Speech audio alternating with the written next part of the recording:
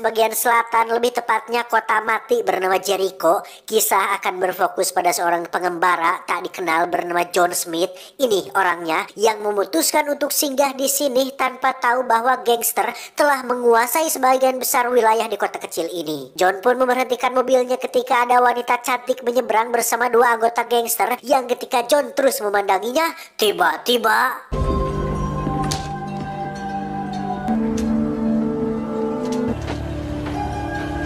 This guy thinks it's a free country. Lights out. ya, baru 2 menit berada di sini. John sudah terlibat masalah dengan gangster yang mengatakan jika wanita yang dipandanginya barusan adalah cem-cemannya bos besar, yakni Tuan Doyle, yang jika John keberatan dengan pengerusakan ini, dia disuruh untuk melaporkan kejadian tersebut kepada Bapak Sheriff setempat. It's not a good idea to be looking at Mr. Doyle's girl that way. Sheriff's office is right over there in case you want to complain about anything. Dan alangkah terkejutnya John saat mengetahui respon pihak berwajib yang mengatakan bahwa dirinya tidak bisa membantu John, bukan karena tidak peduli atau tidak karunya, tetapi Bapak Sheriff tidak ingin terlibat masalah dengan kelompok gangster Tuan Doyle yang terkenal kejam dan sadis tersebut. Do yourself a favor. Get a firearm. John pun pergi ke restoran milik seorang pria lajang bernama Samsul. Ini babangusnya yang merupakan satu-satunya restoran dan penginapan yang masih bertahan di kota ini. Samsul menceritakan bahwa ada 2 kelompok gangster yang menguasai kota ini dan saling bermusuhan satu sama lain. Yang pertama ada kelompok Tuan Doyle yang sudah merusak mobil John barusan, dan satu lagi ada kelompok Strozzi yang merupakan gangster atau mafia asal Italia. Both gangs took over this town, run off all the regular folk. Sejak kemunculan 2 kelompok itulah orang-orang baik di kota ini pun memilih untuk pindah ke kota yang lebih baik, sehingga hanya segelintir orang yang bermental kuat yang masih mau bertahan di sini dan mencari untung dari kedua belah pihak atau kelompok yang saling bersitegang tersebut. Some damn sheriff making a profit just staying in the middle, drafting off both sides. They don't like each other much.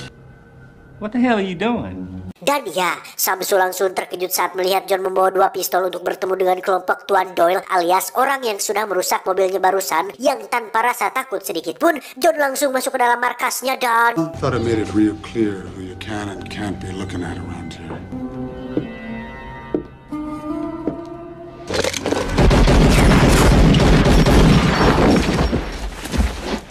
Tell Mr. Doyle if he'd have hired smarter guys, none of this would have happened. Atas keberaniannya, John pun dipanggil oleh Strozzi dari kelompok Strozzi. Ini bebenguknya yang mengajak John untuk bergabung karena orang yang sudah John tembak tadi adalah penembak terbaik dari kelompok Doyle yang miliki, tetapi bukan yang terkejam karena masih ada satu orang kepercayaan Doyle yang katanya terkenal sadis dan brutal bernama Haiki yang kebetulan saat ini sedang berada di luar kota. John Smith from back east. All right. That's why you're here. Perkenalkan, dia bernama Lucy, kekasih Strozzi yang ditugaskan untuk mengantarkan John ke kamarnya, yang dari raut wajahnya, Lucy sebenarnya nampak tidak terlalu suka berada di lingkungan ini jika bukan karena uang yang Strozzi miliki. Lucy, would you please take Mr. Smith to his room? This skirt was from just outside of Cicero. Tiba makan bersama, terlihat semua orang lahap makan tidak terkecuali John yang saat ini duduk tepat di samping Strozzi. Saat itulah muncul sepupu sekaligus orang terdekat Strozzi bernama Giorgio. Ini bebenguknya yang langsung mengungkapkan ketidaksukaannya terhadap John yang merupakan orang baru dengan asal-usul tidak jelas hingga terjadi perdebatan di meja makan. And I don't like new faces. Doyle's guys are scared of him. Yeah, hell, he was in town 20 minutes. He killed... Tak mau ribet, John pun segera meninggalkan kamar yang disiapkan Strozzi dan memilih HS di penginapan milik Samsul agar supaya dirinya tidak perlu bertemu dengan Giorgio yang pastinya akan rese terhadapnya. Got girls for hire in this town? Hell yes. Singkat cerita, malam pun tiba. Ketika John sedang melakukan pengencerotan dengan seorang wanita penghibur bernama Wanda, muncullah 2 pembunuh bayaran utusan Tuan Doyle yang gagal membunuh John, dan justru harus mereka berdualah yang tewas di tempat. Wanda akhirnya jujur jika dia diutus untuk menjebak John setelah dirinya diancam akan dibunuh, sehingga John menyerahkan Wanda ke Bapak Sheriff untuk diamankan. He investigated the whole thing, then arrested the hooker. Tak lama, John pun dijemput Lucy yang akan membawanya menemui Strozzi, yang setelah tiba di sana, Strozzi langsung menjelaskan pekerjaan pertama John yang akan dilakukan hari besok, yaitu mengenai rombongan truk pembawa miras atau minuman keras milik kelompok Tuan Doyle, di mana kelompok Strozzi ini akan mencoba mencegatnya dan mengambil miras tersebut bersama dengan truk-truknya sekalian. This is where you're gonna start to earn your pay. Plus, you know what's really defrosting? We get Doyle's trucks. Dan ya, John ditempatkan di posisi paling depan, benar-benar paling depan, yang kalau ada yang mati, pastilah si John yang mati duluan. Anak buah Tuan Doyle ternyata tidak sendiri, karena dia dikawal oleh tentara Meksiko yang dipimpin oleh Komandan Ramirez. Ini bebenguknya, yang rupanya telah memihak kepada Strozzi, sehingga mereka semua langsung membantai anak buah Tuan Doyle saat itu juga. You know how hard it is to buy a truck in Mexico? Might be a good time for you guys to give up. Mátalos!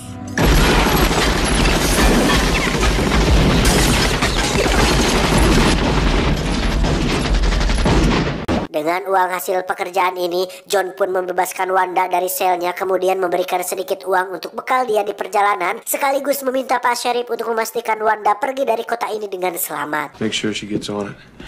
I got some information you may want to sell to Mr. Doyle. Setelah dari kantor Sheriff, John pun pergi menemui Lucy ketika Strozzi dan anak buahnya sedang pergi keluar, di mana John membuat kesepakatan dengan Lucy yang mata duitan untuk memberikan apapun informasi penting tentang kelompok Strozzi, dan John akan memberikan beberapa dolar setiap tambahan setiap minggunya apabila Lucy bersedia untuk menjadi mata-matanya. I don't think they appreciate you. Suatu hari ketika John sedang duduk sendirian, muncullah Tuan Doyle yang baru datang dari luar kota bersama dengan para anak buahnya. Kedatangan beliau ke sini bukan untuk membalas John atas kematian 3 anak buahnya, melainkan untuk menyuruh John keluar dari kelompok Strozzi dan bergabung dengan kelompoknya. How would you like to kill Strozzi? That little punk Giorgio. Di mata Tuan Doyle, John adalah seseorang yang hanya tertarik dengan uang dan akan memihak kepada orang yang memiliki penawaran tertinggi. John diminta untuk menyebutkan harga berapapun agar dia mau membunuh Strozzi dan Giorgio, namun John langsung menolak pekerjaan tersebut. We need somebody nice and neat like you. John heran kenapa Tuan Doyle tidak mengutus orang kepercayaannya, yaitu si Heike yang terkenal kejam dan brutal itu. Ternyata Tuan Doyle sadar betul jika Heike terlalu brutal dan tidak terkendali, sehingga dia membutuhkan sosok seperti John yang rapi, tenang, bisa masuk dari dalam, supaya urusan bisnis ini bisa dilakukan secara rapih tanpa menimbulkan kekacauan. Now think about it. The hell you holding back for? Tell Hickey I said hello. Tak butuh waktu lama untuk berpikir, John pun memutuskan untuk keluar dari kelompok Strozzi, yang hal itu mendapat pertentangan dari Giorgio yang langsung dihajar oleh si John, disusul dengan todongan pistol dari Strozzi yang pada detik-detik menegangkan ini kita bisa melihat dengan jelas nyali dan mental kuat yang dimiliki si John jauh lebih besar dari seorang Strozzi yang hanya seorang bos mafia ecek-ecek, sehingga Strozzi memilih untuk menurunkan pistolnya dan pasrah membiarkan John keluar dari kelompoknya.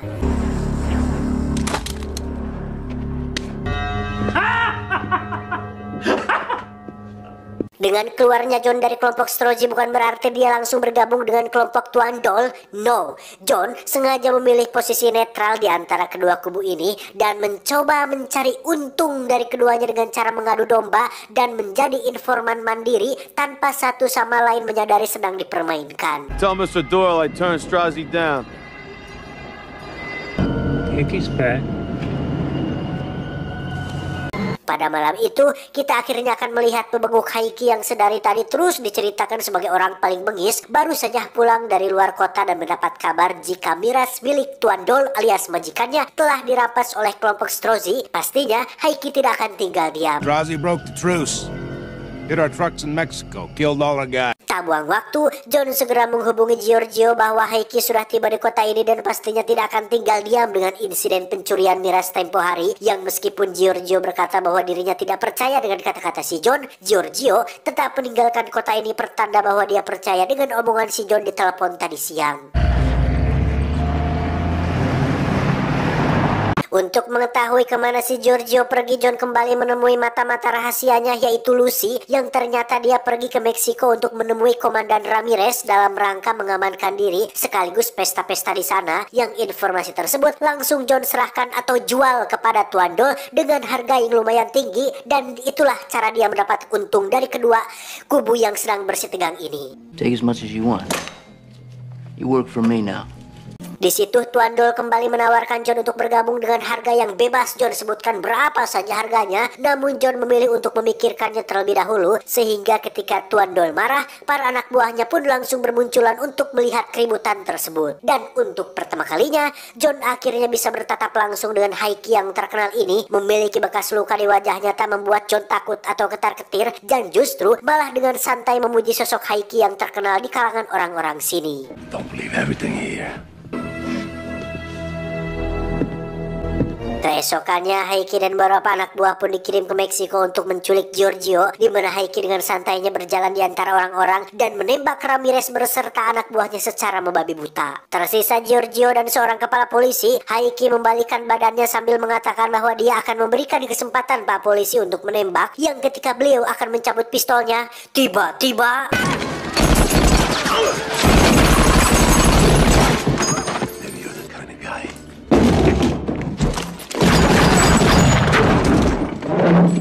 beralih ke gereja tempat biasa cem-cemannya Tuan Doyle menyendiri. Dia bernama Felina. Dari raut wajahnya jelas dia tidak suka berada di lingkungan gangster-gangsteran ini, yang ternyata dahulu suami Felina ini kalah main judi dengan Tuan Doyle, yang karena sang suami tidak punya apa-apa lagi untuk dipertaruhkan, Tuan Doyle pun membawa Felina sebagai gantinya, yang dengan terpaksa Felina meninggalkan putrinya yang masih kecil hanya untuk membuat suami dan putrinya tetap aman dan tidak dibunuh oleh Tuan Doyle.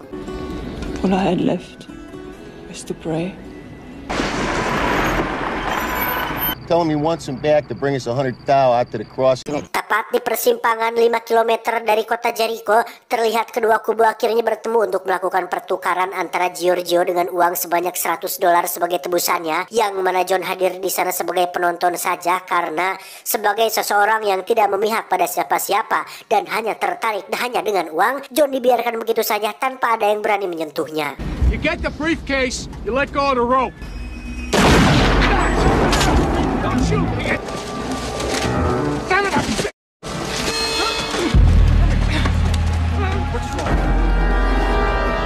Sempat terjadi ketegangan, pertukaran ini pun berjalan lancar dengan Giorgio yang berhasil selamat dan Felina juga yang berhasil kembali ke pelukan Tuan Doyle. John hanya ngajanteng di sana tanpa melakukan apa-apa, bahkan sampai semua orang pergi meninggalkan tempat tersebut. I'm gonna settle things with you, Stasi! I promise you walk back!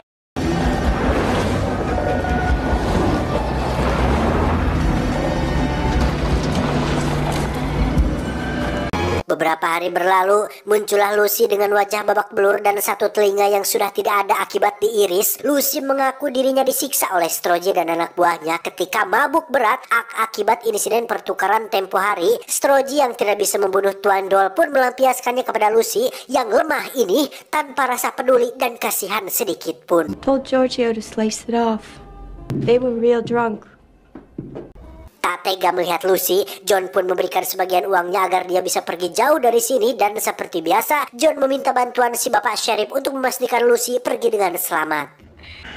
Let's make sure she gets on that bus.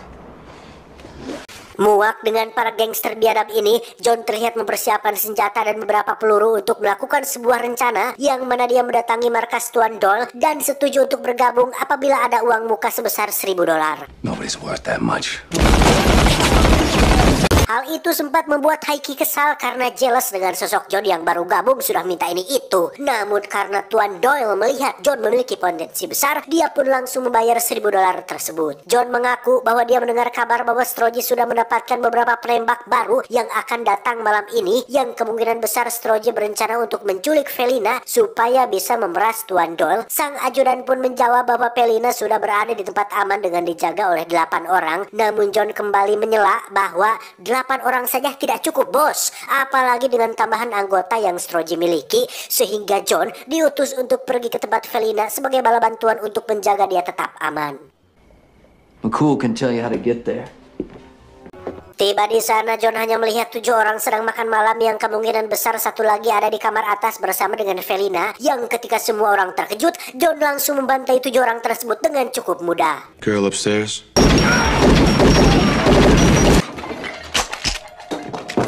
No! Setelah membunuh ke-8 anak buah Tuan Doyle, John pun memberikan $1.000 tadi kepada Felina untuk dia bisa kembali kepada putrinya. Yang sebagai rasa terima kasih, Felina pun memberikan kalung milik anaknya untuk supaya John selalu ingat dengan dirinya. Beberapa jam kemudian muncullah Tuan Doyle dan kawan-kawan yang langsung dibuat terkejut saat melihat 8 anak buahnya sudah dibantai habis, yang akhirnya Tuan Doyle percaya bahwa Strozzi sudah mendapatkan beberapa penembak baru dari luar kota, yang padahal semua ini dilakukan oleh hanya satu orang saja, yaitu si John. Stuck around, hoping maybe she come back. Must have taken 15 or 20 of Strozzi's guys to pull this off. We gotta hit Strozzi soon. John pun kembali ke kota untuk istirahat sambil berendam di atas bak mandi, yang ketika sedang santai itulah muncul Heike dan kawan-kawan yang rupanya mencurigai John sebagai pelaku insiden semalam. Apalagi ketika ditemukannya kalung milik Felina, prasangka mereka semua pun semakin kuat hingga John disiksa habis-habisan supaya mau buka mulut tentang kemana Felina pergi.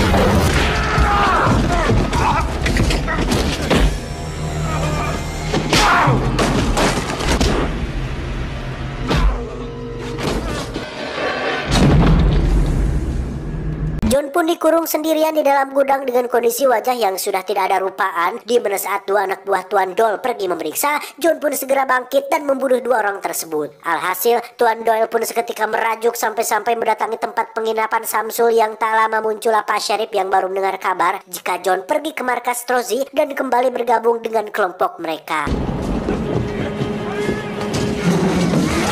We checked all over. He ain't upstairs. Little fella doesn't want to talk to us. We're going to the roadhouse. You better be right.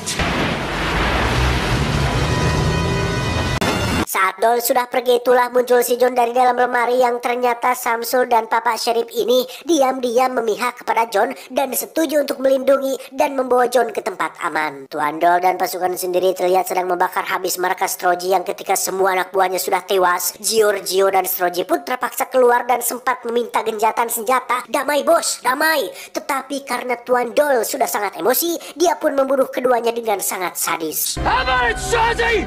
What's it gonna be?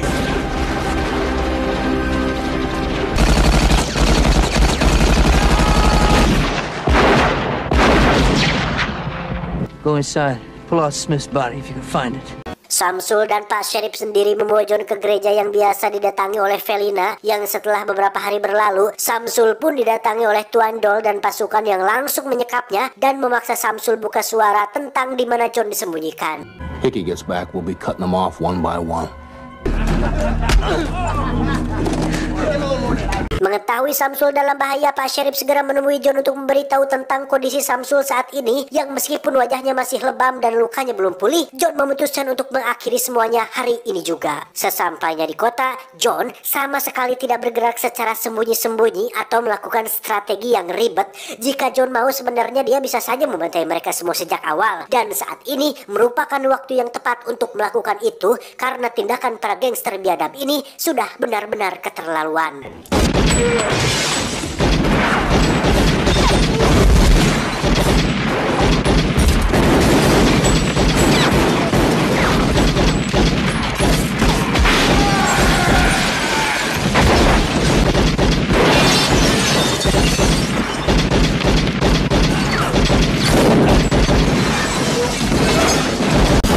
Setelah berhasil menyelamatkan Samsul dan membantai seluruh anak buah Tuan Doyle, John dan Samsul pun akan pergi ke markas Strozzi yang sudah hangus dan meminta Pak Sheriff untuk memberitahukan hal itu kepada Tuan Doyle apabila dia sudah kembali. I just want to see this thing finished. I earned it.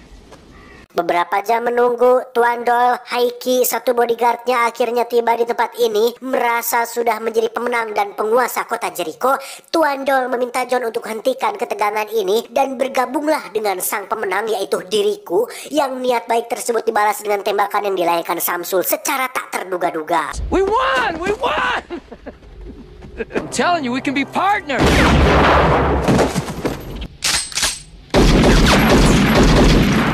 That's for what he done to my town. Tersisa Haiki yang sudah tidak punya siapa-siapa lagi. Dia memilih untuk membuang senjatanya dan pergi dari tempat ini. Yang ketika sudah membelakangi John, Haiki melakukan jurus yang sama ketika di Meksiko ketika membantai si Komandan Ramirez. Namun kali ini strategi tersebut tidak mempan terhadap John yang memiliki gerakan cepat melebihi dirinya. God damn.